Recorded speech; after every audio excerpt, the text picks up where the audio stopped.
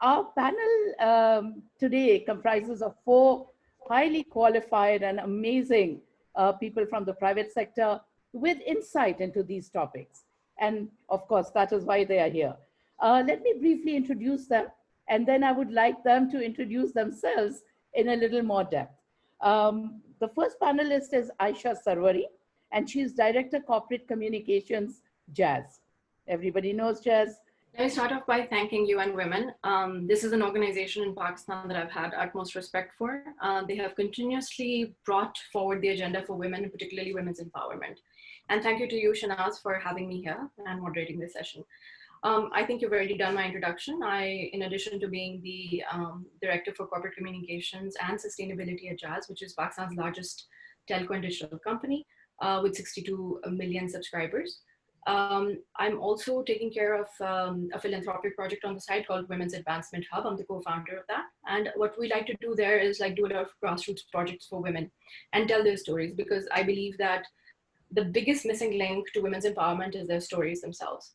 So that's it for my introduction. I think in terms of what I want to bring to the table here is the agenda of digitalization and how empowering that can be for women in Pakistan, because it's sort of like the lever that a lot of neglect, and the fact that we are second or third at the bottom of the women's empowerment agenda globally and the ranking globally, shows that we need one tool, a scalable and effective tool, to bring women from zero to something a little more deserving. Pakistani women are extremely competent, they're bright, they have a lot of ability, they're resourced, but it's almost like they're systemically and constantly put behind through violence. So Shanaz, I think that would be my intro, and then we can take it from there. Thank you very much. How many women do each of your companies have?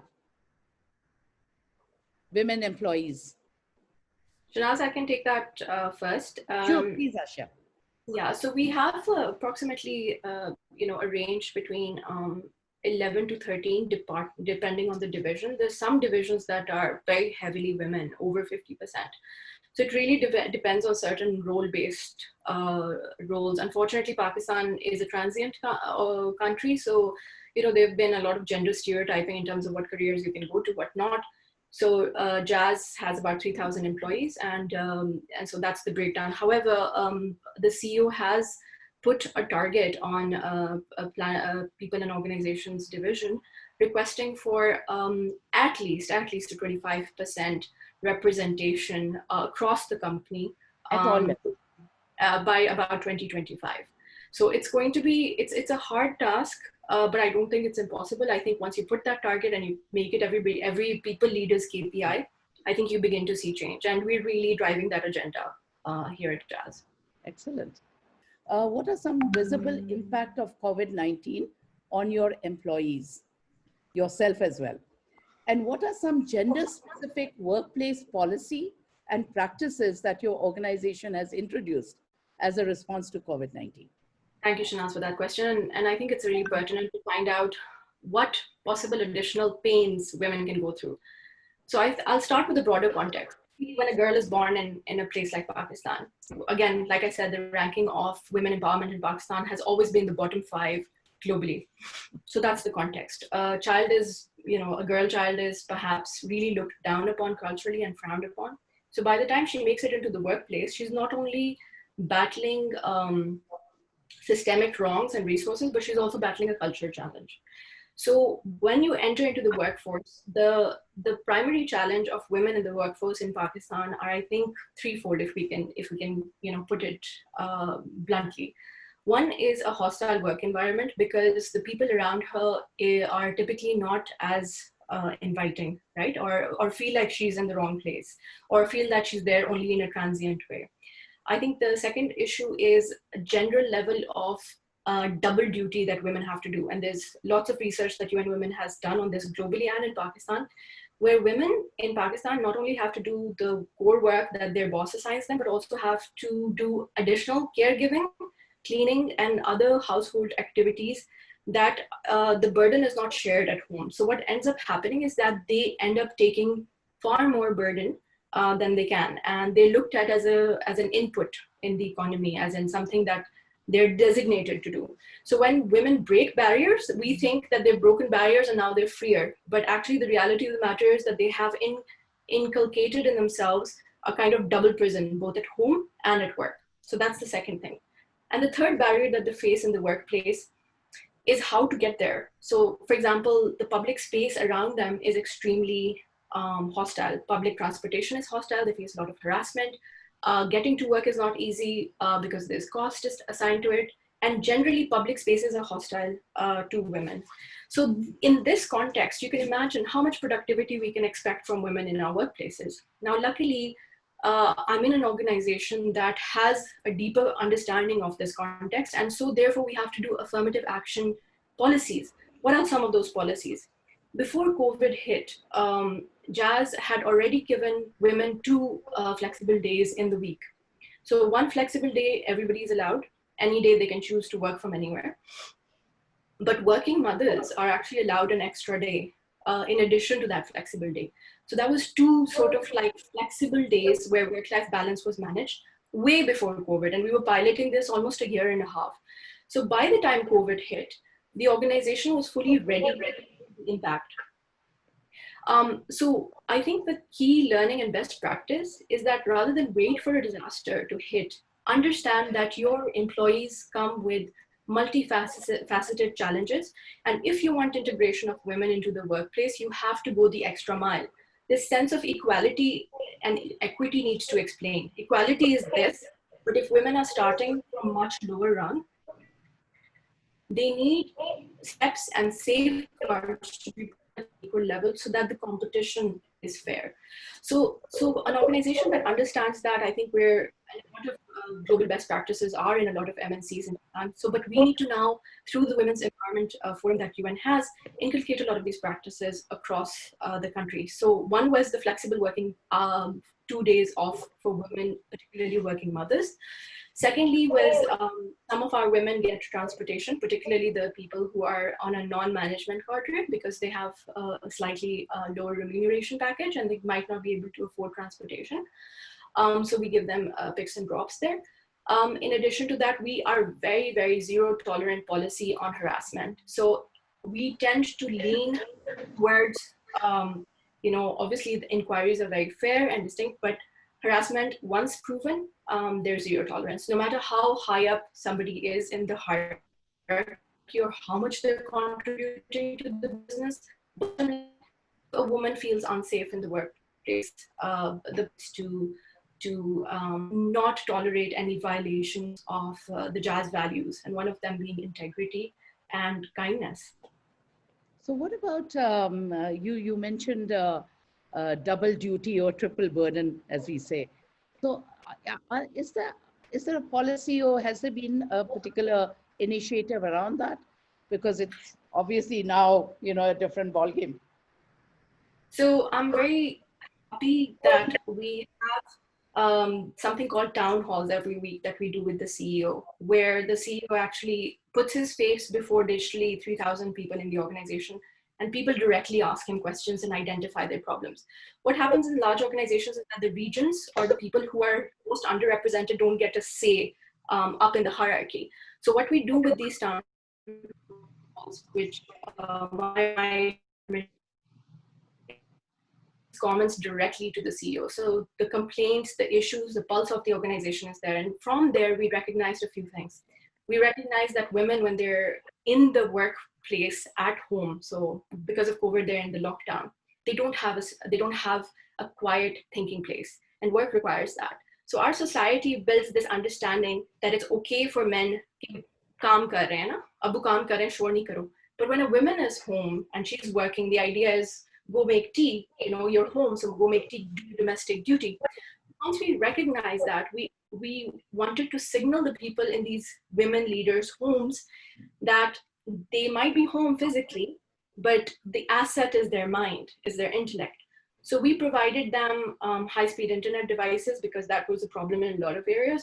We provided them the ability to have really steeply discounted home offices. So for example, you can actually come here, and whatever there was place, you can transport your chair and take it home. You can transport your desk, take it home. So we created an environment around them. And actually there's a LinkedIn course specifically for COVID and workplaces in the home, where once you create a bit of a cordoned off environment to signal to everybody that you're working, it immediately changes your own mindset. You're able to then focus that now I'm at work, and when I'm going to be done from this section, I will then be present in the home to do home duties, right? So I think those two things just signaled that we care about your work-life balance. And I think now with work-life balance, we're talking about work-life integration. We're talking about the fact that women had always done this triple duty without any recognition. Now the men are at home and they're figuring out, you know what, this is not easy. This changing the diapers and taking care of old people and making tea. We thought it was really easy and chill work, but guess what? It's not. It takes a lot of your mental energy and of domestic labor and mental emotional load versus workload, right? So I think COVID has obviously taken a lot from us, but it's also given us the recognition that women are extremely overburdened in society, and we should recognize that. That's a silver lining, huh, to a very dark cloud. If any of you panelists would like to respond to a question that really appeals to you, please go ahead. Shanaz, if with your permission, can I take one very important Absolutely. question? Please, Aisha. So I'm so really smart. I've answered all of them at the best of my abilities, but one question really struck me. This person said that the women in factories are often ignored. Women who work in SMEs are often ignored, and that is the long tail of where women actually go to work, right? And I wanted to bring up this concept of intersectionality. Intersectionality is when you have one disadvantage, for example, something is gendered, and then you have a multi-layered disadvantage as well. Poverty, health issues, transportation, limited access to digital tools. So when you talk about women, we're not just talking about the general area of the fact that they were just women. We also have to talk about the broader sense of diversity, in which, by the way, you have trans women, you have gender trans people who transition either way. You have people who are, so drenched in poverty that they will never be about, right? So what do we do to work on those aspects? And I think that we can talk here and we can talk about these wonderful policies, just like Humayun Saab ne kaha, he has this daycare where regardless of what level women are at or men are at, they can bring their children in the same place. There's a sense of equality. So things like those, but unfortunately, they will not trickle down to the long tail of, say, the 70% of women who work in factories, particularly our blue-collar workers. And the way to solve that is to have an integration with government, right? I mean, our development sector and private sector can partner as much as it wants, and it's fast and it's digital, but the scale will only come through government. So unless we have our counterparts, particularly after the 18th amendment, we have to do it provincial level wise. We have to make sure that it's holistic and integrated. So you have the policing, the law enforcement, the policy work, your women's organizations. All of these people have to understand that the abuse and the systemic issues are happening to the most intersectional people at the bottom of the so-called resource chain. And I think, thank you for the person who raised these very important points to us. And Shanaz, while I'm speaking, I just wanted to bring out 4 of the things that we specifically addressed at Jazz for COVID, keeping the intersectional component in mind. Mm-hmm. I'll just take 2 minutes. Is that sure. Okay? Okay. So keeping in mind the fact that you don't reach grassroots women because we are when we see the universe, we see the universe as the bias that we have. I think everybody looks like me. I think everybody works like me, but that's not true. So to address that bias, Jazz has the partnership with National Incubation Center, which is one of the most successful public-private partnerships, which we do with Team Up, National Incubation Center, arm, which is called the Jazz Accelerate. Jazz Accelerate is an entrepreneurial acceleration program where we get youngsters to come up with business ideas and startup ideas that are scalable and that particularly hit all the SDGs. So that's a key requirement, that they have to solve what issues, they have to solve civic issues, they have to solve issues for minority rights, etc. And I'm very happy to report that out of the 162 startups that we have successfully incubated, and a lot of them have got VC capital, 40% of them are either led by women, such as Mauka Online and Plate 101 and, you know, Ghar Par, etc., but they're also serving women particularly, you know. So I think कि जब हम scale की बात करते हैं, like I want to go back to my earlier point, we can do all the talking, but it will only come with the integration. So at the NIC, we have the program to get entrepreneurs from anywhere in Pakistan, and we see people from Swabi, we see people from Quetta, young entrepreneurial women who've never, you know, had formal training, but they have great ideas, they know how to code, and they can just come and transform things technically. And by the way, you don't need to be an engineer to have an understanding of how to create digital products. You know, you have people to do that. So I think our shift of everything that we're discussing here has to now combine with not just technology, but with the one pillar of the state that can trickle down those policies everywhere. So the second round tha, that was actually focused on what your organization has been doing or how it is actively involved in supporting women's livelihoods and entrepreneurship. Aisha, you very rightly highlighted the NIC and the fact that wahan aapne bahut sare entrepreneurs ko support kiya hai, and those entrepreneurs then in turn support livelihoods. So you've already started the conversation. I just wanted to say that we are already on round 2. So if you take a couple more minutes, just maybe a minute or two, I want to give all the other panelists some time. Yeah. Thank you, Shanaz. I think the question that was posed, you know, drove us into the next session, which means the people asking the questions are super bright and understanding of this topic. I wanted to give a case study, and then we'll close off. Jazz announced a 1.2 billion relief package for COVID. In this, we did several things in which we gave zero-rated calls, access to hospitals, we gave ventilators to sick old people, etc., etc. You can see a lot of that under the campaign, Darna Nahi Bachna Hai. And 1.2 billion is a really big amount. But my favorite part was when we went and partnered with a school called TCF, which has national roots. And what they did was in their relief program, they partnered with a mobile banking technology of Jazz Cash. With that, what happened was they went into the rural communities and the peri-urban communities near Karachi and Quetta and other places, and they transitioned from the innovation of know your customer, which is, you know, you have to have a smartphone to have a Jazz Cash app, etc., to eKYS, which allowed people to receive money and funding directly into their mobile accounts. So one case study is of a woman who was a widow, and she had 7 kids. There was a lockdown. She literally was starving with her kids. And the TCF team went in there through Jazz Cash, enabled the local merchants to have key rations and distributed it through the eKYS. So all she needed to have was a CNIC number. And I think that is such a good way for COVID to bring Pakistan into the digital era. You know, it's a bad thing. It's a dark cloud, as you said, but it's one way we can really turbo the digitalization of Pakistan and empower women at grassroots level who've never seen a bank account, who've never had an idea that they could receive money through their CNIC, and to really empower them once and for all. So I'd request the panel to quickly look at the questions and see if there's any particular one that you'd like to respond to. Thank you, Aisha. You've done a great job of responding to the I'm the one from the digital company, so I better, right? Yes. If any of the panel, of the participants would like to ask a question. I actually wanted to really appreciate the best practices I've heard from our leading companies here.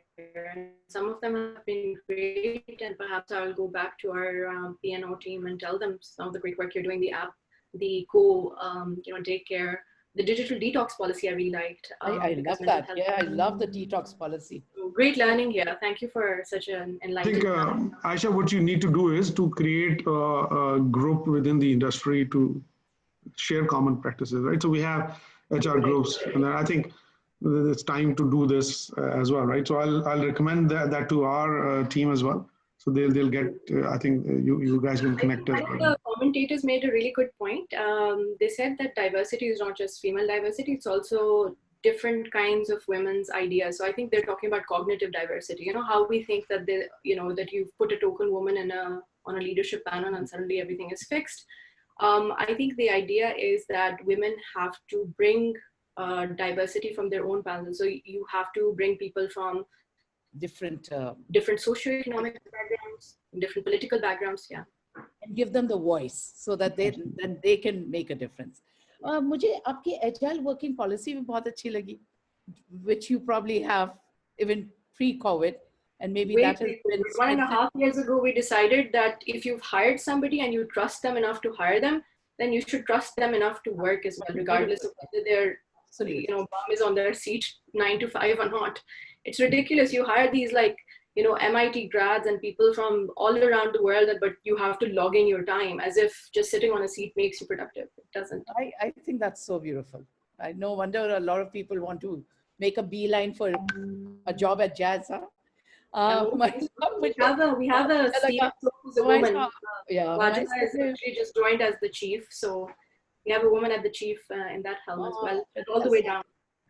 Actually, the two things I think I'm very excited about is what Asma said in terms of the digital detox. I think that's very helpful, particularly for women. So I think we'll adopt that in our organization. I'll push that agenda for sure. But they say when you give, you should give what you're good at. I think what I'll do is, as a communications expert, I'll put this in a blog piece, and I will try and put all our best practices, thoughts across the industry and from UN's technical expertise, and put some recommendations together and try and get that out in the press from all of our behalf, and let's push it forward, get some awareness, and then move some next steps. We need to really address the needs of women who are at the grassroots. So we did a survey actually with UN women that really where we provided some data for you to kind of go into the grassroots level and see what women are facing in terms of domestic violence, nutrition issues, lockdowns. And really excited about that survey. So can't wait for it to be launched. I'm happy that we could have helped. We helped digitally collect that data. I think that is, I didn't want to say that until unless the findings were compiled fully, but thanks to Jazz for supporting us in administering this survey. And we reached out to millions of users where we administered a digital survey, and we had responses, and we have analyzed, and we would be launching it in next 10 days, inshallah. Credit to you for asking. That facility was just there, and dormant. UN Women is the one that came and activated it by asking. So ask away. I think private sector has huge potential, and we're willing to help, as you can all see. We're just looking for catalysts such as yourself and Shanaz. Thank you. We'll certainly be in touch.